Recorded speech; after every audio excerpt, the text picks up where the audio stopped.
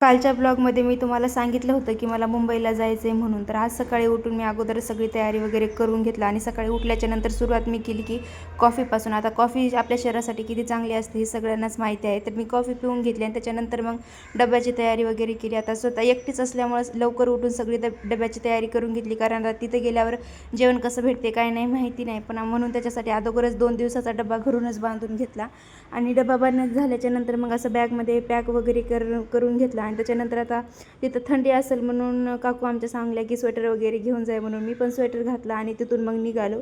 आणि तिथून निघाल्याच्यानंतर काकूला bye bye केलो आणि मग तिथून निघालो मी. आता माहिती नाही मुंबईला जायचा प्रवास कसा होईल की माझा. बसस्टँडला आल्याच्यानंतर गाडी तर लागलेलीच होती.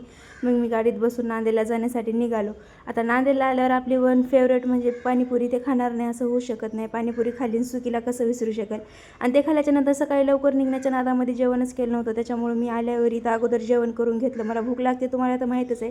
आणि त्याच्यानंतर दुपारी मग गाडीमध्ये बसले आम्ही. गाडीमध्ये बसून तिथून निघालो. आता बसल्या बसल्या मला कुठं शांत बसावं वाटते. आता तुम्हाला जर माहिती असेल ह्या पॉईंटचं म्हणजे नाव काय आहे तर नांदेडकरांनी नक्की कमेंट करून सांगा.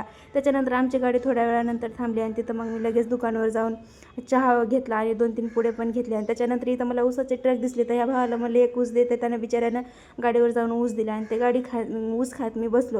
आणि त्याच्यानंतर संध्याकाळ झाली. आता थोडी परेशानी होऊ लागली, झोपता येत नव्हतं. मग महामंडळ होती तर भेटूया.